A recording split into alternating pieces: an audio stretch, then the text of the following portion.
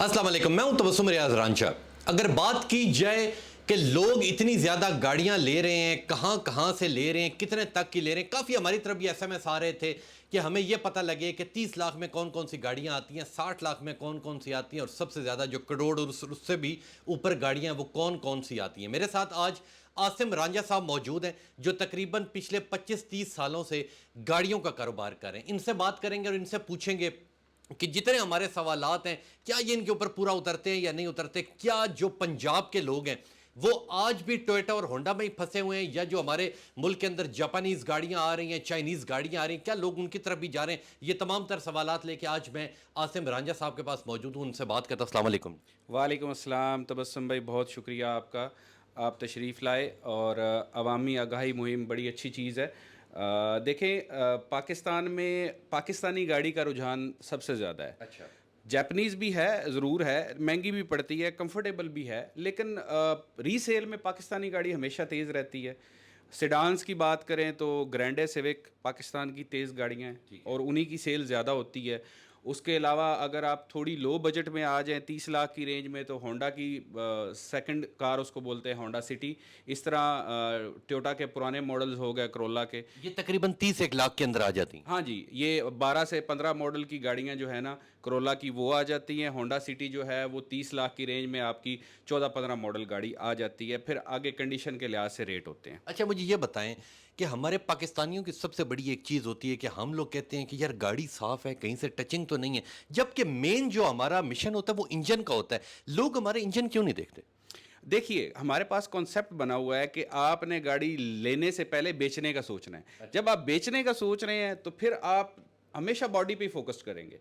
लोग यहाँ पे एक सेकंड बिजनेस लेके इसको चल रहे हैं हर जगह पे, कि हमने ली है, 4 पैसे कल को देगी तो हम बेच देंगे। ठीक है। तो इस वजह से लोग बॉडी के ऊपर कॉन्शियस होते हैं। इंजन तो अक्सर लोग स्टार्ट नहीं करते हैं गाड़ी।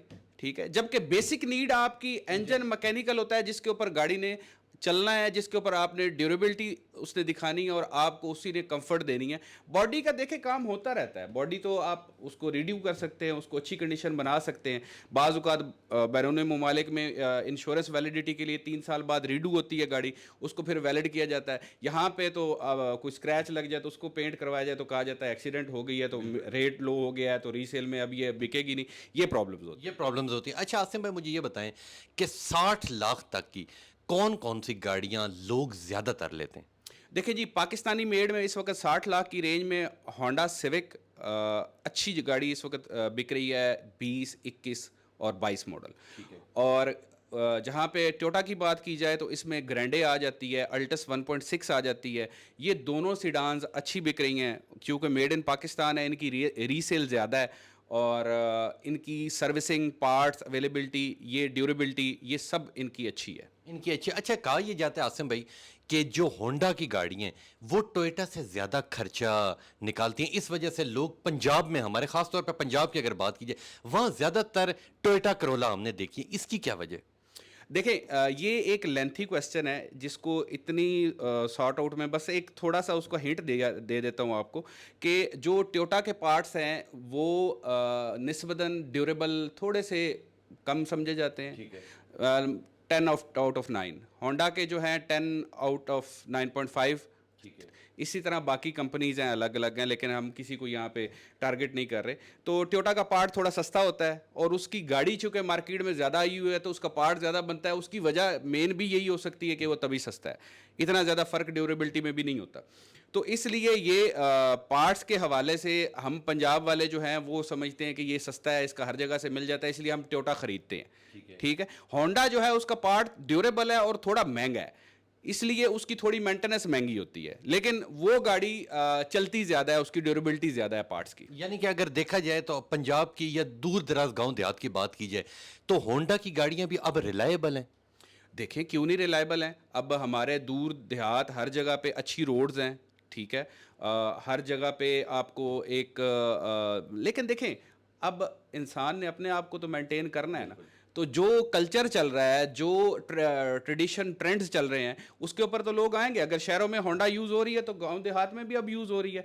हमारे जनूबी पंजाब में अगर ज़्यादा अभी भी टोयोटा यूज़ हो रही है, लेकिन वस्ती पंजाब में इस वक्त ज़्यादा होंडा यूज़ हो रही है, सिडान यूज़ हो रही है।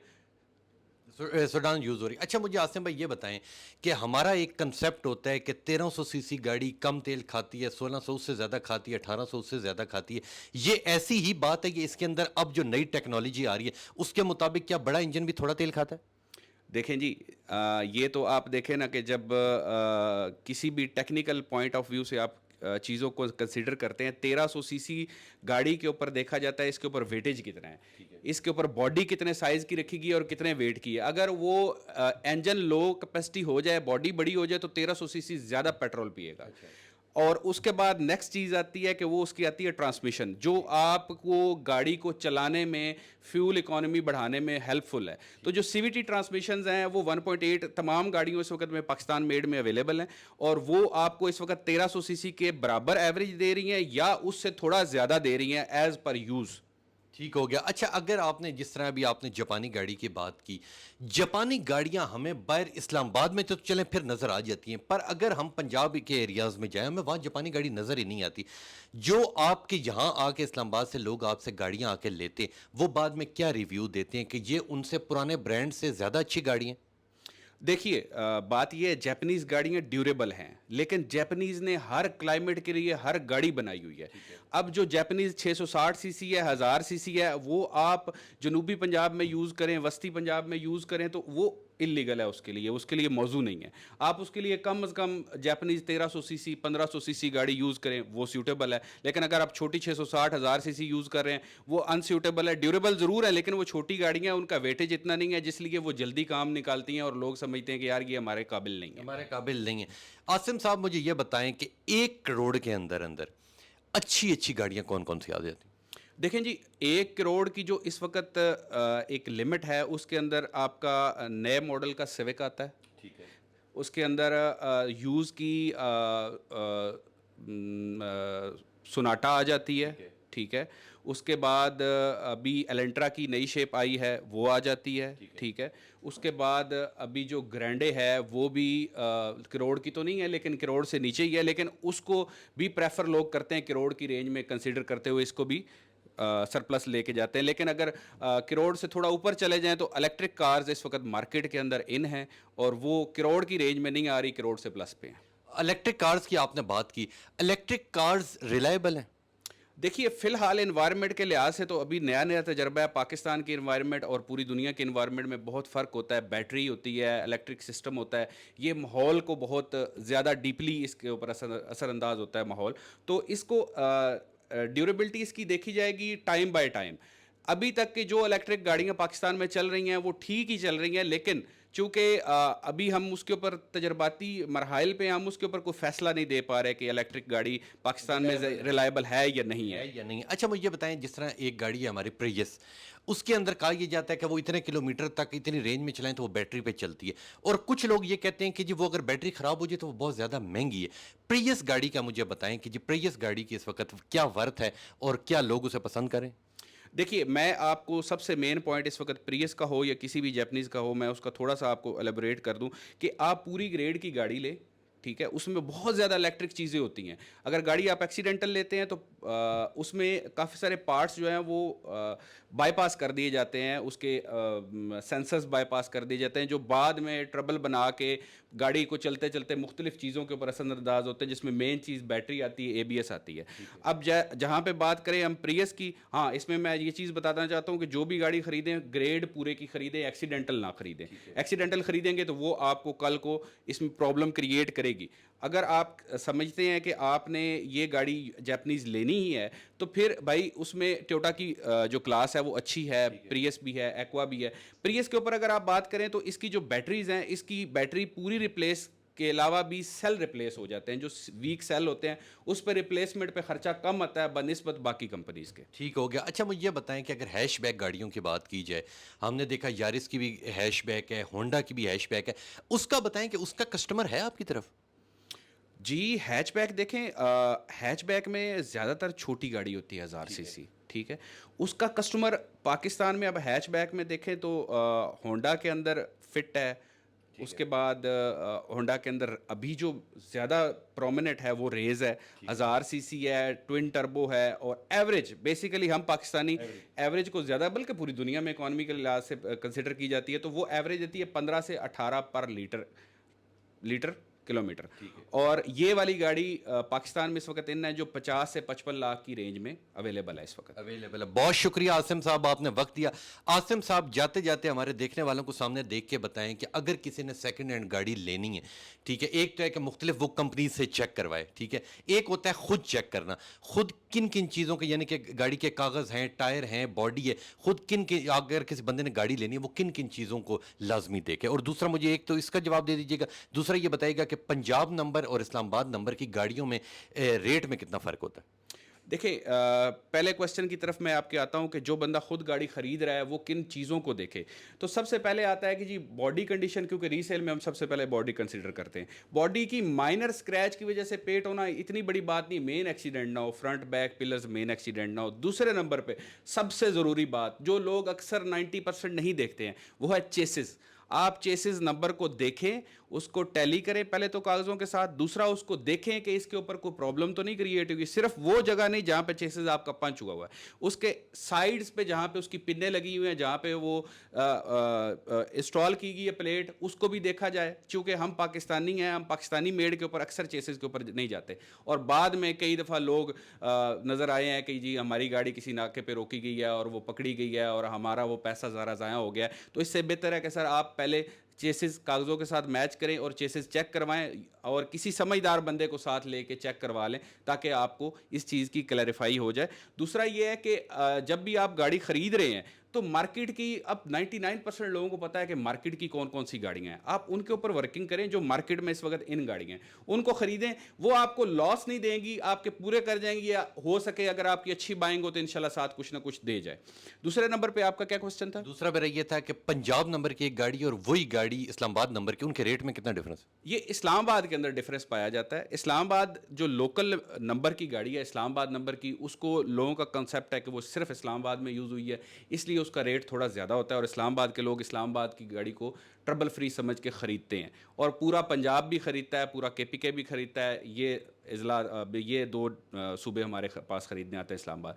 हाँ, जहाँ तक बात की जाए पंजाब नंबर की, तो पंजाब की गाड़ी ऑल पंजाब हमारे ख़्याल में या कस्टमर के ख़्याल में यूज़ होती है। वो जनूबी पंजाब में भी यूज़ होती है, वस्ती पंजाब में भी होती है। रोड्स का इतना स्ट्रक्चर अच्छा नहीं है, उनके ख़्याल में गाड़ी रफ़ यूज़ हो जाती है, इसलिए उसको लोग ज़्यादा रीसेल में नहीं ले आते। तो जब रीसेल में गाड़ी नहीं आ रही, लोग ज़्यादा ख़रीद रहे हैं, तो उस ऑब्वियसली इस्लामाबाद से उसकी रीसेल का थोड़ा सा फ़र्क है, चाहे सेम कंडीशन हो, वो चंद एक पैसों के फ़र्क से नीचे बिकती है। आसिफ साहब, एक और जाते जाते मेरे जहन में सवाल आ गया कि जिस तरह गाड़ियां, एक मिसाल के तौर पे एक पंजाब में गाड़ी चल रही है, वो इस्लामाबाद नंबर की है, लोग क्या करते हैं कि वहाँ गाड़ी चलाई, बाद में इस्लामाबाद ले आया और किसी भी घर के अंदर खड़ी की और कहा कि ये हमारी घर की यूज्ड कार है।